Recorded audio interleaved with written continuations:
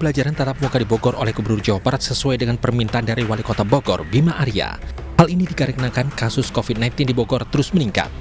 Menurut Gubernur Jawa Barat Ridwan Kamil, per hari ini 490 orang terpapar COVID-19 varian Omicron. Sementara itu, bed occupancy rate atau keterisian tempat tidur di rumah sakit di Jawa Barat meningkat 15%. Peningkatan ini merupakan yang tertinggi dibandingkan di awal tahun yang hanya mencapai sekitar 2%. Kepala daerah di Jawa Barat mengecek ya, apakah yang dirawat di rumah sakit memang harus dirawat atau sebenarnya orang yang bisa di rumah tapi punya preferensi ingin di rumah sakit. Nah, kita akan lakukan penertiban dengan persuasif supaya yang di rumah sakit betul-betul yang memang punya komorbid atau butuh perawatan ekstra. Ridwan Kamil mengimbau kepada masyarakat yang hendak berlibur saat Imlek agar menerapkan protokol kesehatan dan pengelola wisata agar menggunakan Peduli Lindungi. Dari Bandung, Jawa Barat, Diki Wismara, iNews melaporkan. Pemirsa, tingkat keterisian tempat tidur RSDC Wisma Atlet Kemayoran Jakarta terus meningkat. Pihak rumah sakit melakukan sejumlah antisipasi menghadapi lonjakan gelombang 3 COVID-19 termasuk varian Omicron.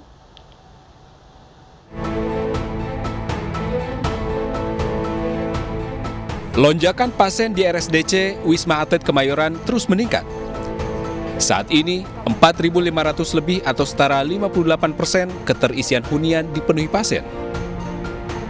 Artinya, tingkat keterisian tempat tidur atau bed occupancy rate di RSDC Wisma Atlet mencapai 49%. Angka ini mendekati ambang batas aman yang ditetapkan WHO, yaitu 60%. Meski ada 445 pasien yang keluar, namun peningkatan harian terus terjadi dengan jumlah 100 hingga 200 pasien. Sebanyak 106 pasien di RS Wisma Atlet terindikasi varian Omicron, dengan total 60% diantaranya pasien perjalanan luar negeri. Sementara 40% pasien terjangkit transmisi lokal Omicron. Sejumlah antisipasi pun dilakukan pihak RSDC Wisma Atlet sebagai antisipasi menghadapi gelombang ketiga COVID-19.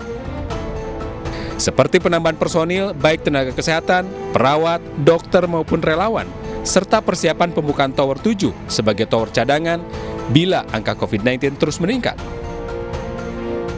Kenaikan pasien ini sangat signifikan ya kalau kita bandingkan dengan di bulan Desember saat pertama kali Omicron itu ditemukan, itu sekitar pertengahan Desember, itu pasien kita cuma 100-an. Sekarang sudah hampir 4.000 ya, 4.000 menjelang 5.000. Jadi ini peningkatannya sangat signifikan sekali dibandingkan dengan data tahun kemarin. Tahun kemarin itu ketika terjadi lonjakan Delta hampir sama, cuma bedanya Omicron ini gejalanya lebih ringan ya, tampak dari persentase angka kematian tidak ada, memang angka penyakit cukup tinggi.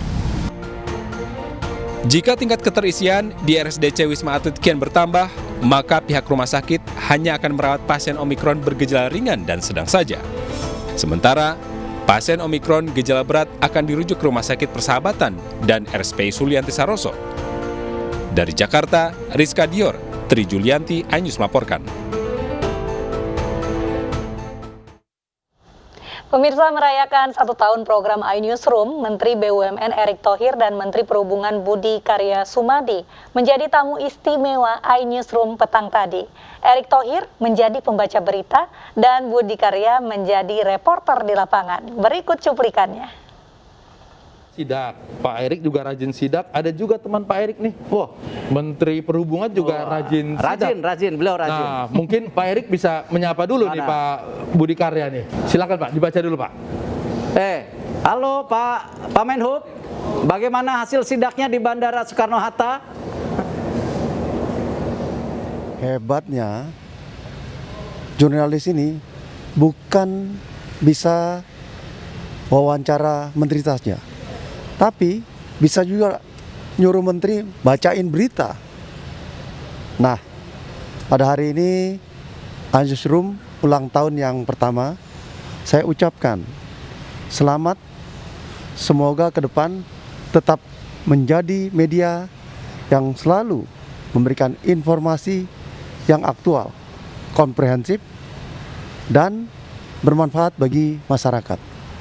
Pemirsa, Saat ini saya berada di terminal kedatangan domestik Bandara Soekarno-Hatta yang menjadi pintu masuk datang dan pergi penumpang.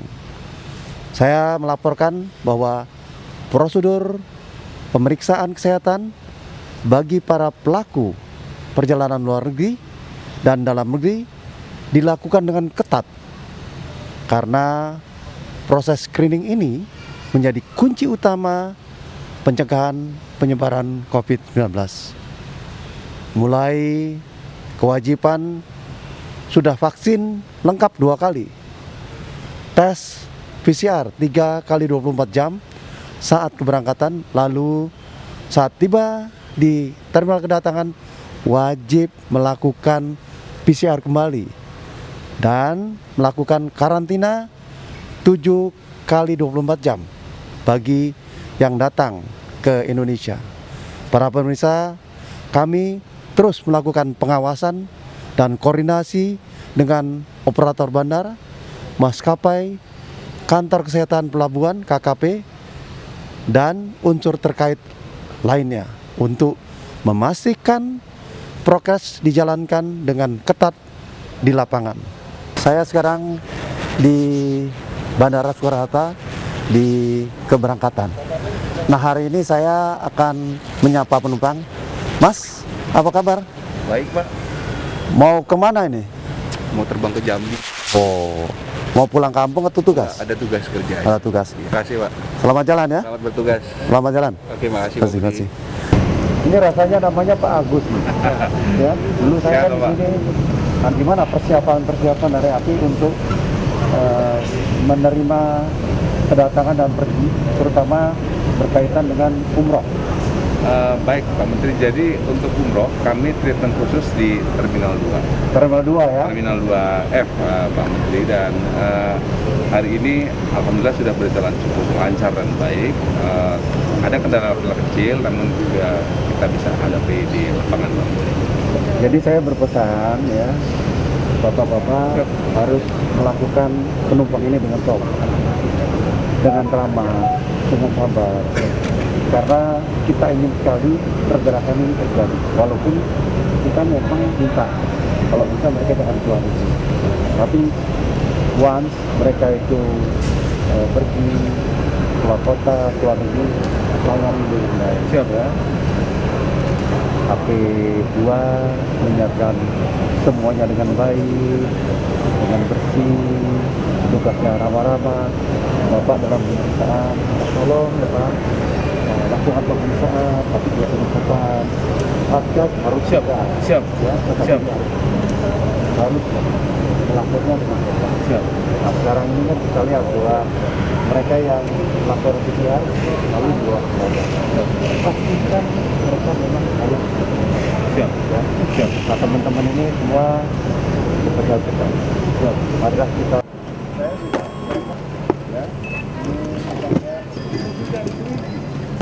Nah, itulah apa yang kita lakukan di Bandara Soekarno-Hatta. Apa yang dilakukan begitu detail, begitu spartan, begitu komprehensif, sehingga kita upayakan kita melaksanakan kegiatan dengan baik. Pak Agus, dan Pak Agus juga, terima kasih. Kepala Staf Angkatan Darat Jenderal TNI Dudung Abdurrahman memimpin acara serah terima 14 jabatan strategis TNI Angkatan Darat. Salah satunya adalah Panglima Kostrat Majen TNI Maruli Simanjuntak.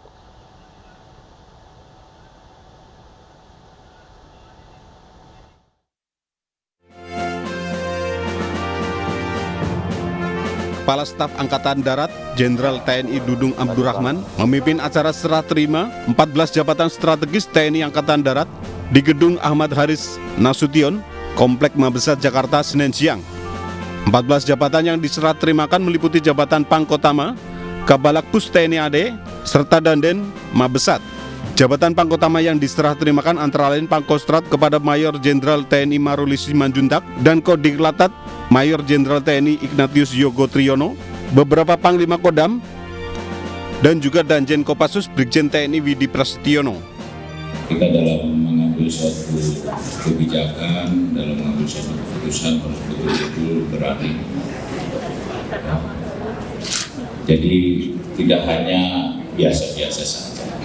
Kasat berharap para pejabat yang baru memiliki visi dan misi serta mampu berinovasi bagi kemajuan organisasi TNI Angkatan Darat. Petugas Dinas Perindustrian dan Perdagangan TNI dan Polri melakukan sidak gudang minyak goreng di Jember. Petugas menemukan ribuan karton minyak goreng yang menumpuk dan belum dijual.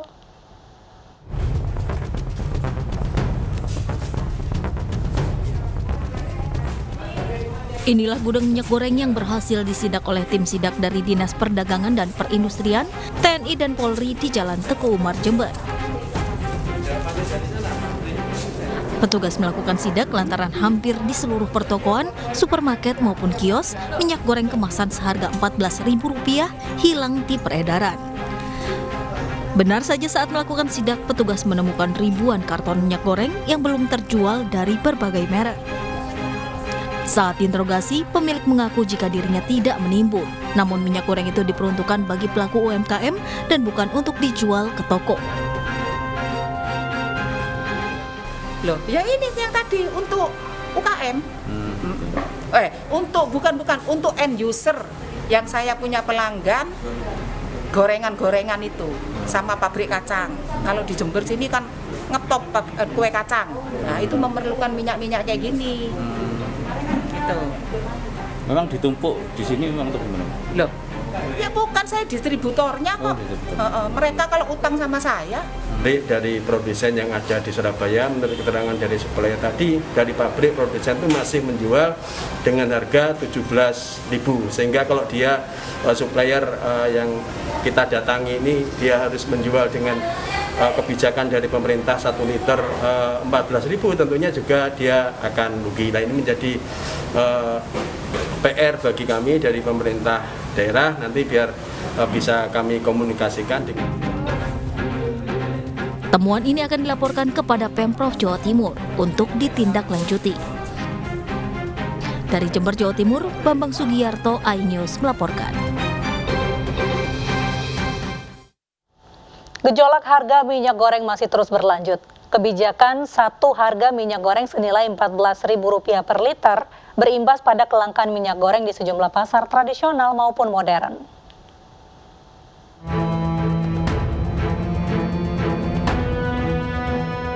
Sejak 19 Januari 2022 lalu, pemerintah resmi menetapkan kebijakan satu harga minyak goreng sebesar Rp14.000 per liter di pasar modern. Kebijakan tersebut disesuaikan seminggu kemudian untuk pasar tradisional. Para pembeli pun berbondong-bondong membeli minyak goreng hingga berimbas pada kelangkaan minyak goreng.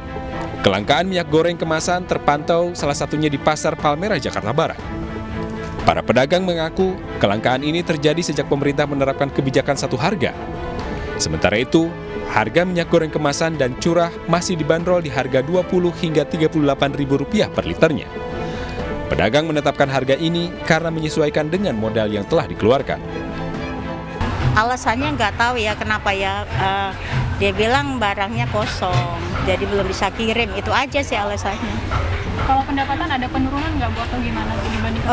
Untuk pendapatan penurunan sih nggak gitu ini banget, nggak ya paling sedikit ya. Kita mintanya sama pemerintah biar stabil, di pasar-pasar kecil juga disamain gitu.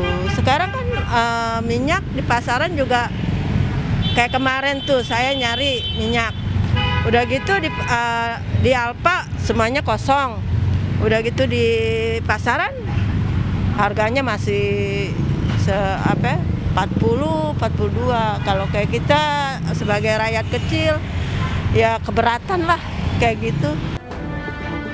Selain melakukan pengaturan harga, pemerintah melalui Kementerian Perdagangan juga mulai menerapkan kebijakan Domestic Market Obligation atau DMO bagi produsen yang melakukan ekspor.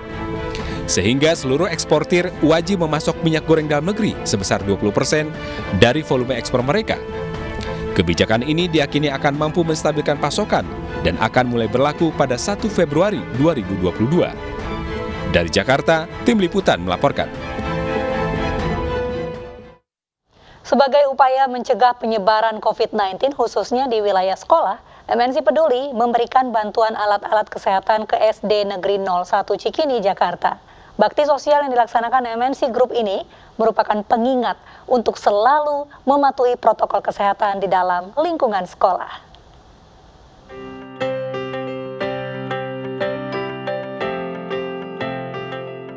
MNC Peduli bekerja sama dengan SDN 01 Cikini, Jakarta Pusat memberikan bantuan alat kesehatan seperti masker, hand sanitizer. Bantuan ini diberikan sebagai bentuk dukungan untuk menjalankan protokol kesehatan dalam proses belajar mengajar secara tatap muka. Setiap hari selalu memberikan semangat kepada anak-anak selalu untuk menjaga kesehatan di dalam kelas. Kita juga suruh menjaga anak agar menjaga prokes. Senang MNC Peduli datang, dikasih masker, bernyanyi. MNC Peduli terus mendukung usaha pemerintah dalam mengkampanyekan penerapan protokol kesehatan dalam beraktivitas. Kami di MNC Peduli menjalankan beberapa program dengan relawan untuk terusnya meningkatkan prokes. Terutama mungkin sebagai manusia kita sering lupa. Bakti sosial MNC Peduli tidak terlepas dari peran dan uluran tangan masyarakat Indonesia yang telah ikut berdonasi dan menyisihkan penghasilannya untuk membantu mereka yang membutuhkan. Jakarta, Aryadin Alfaghani Nur, iNews melaporkan.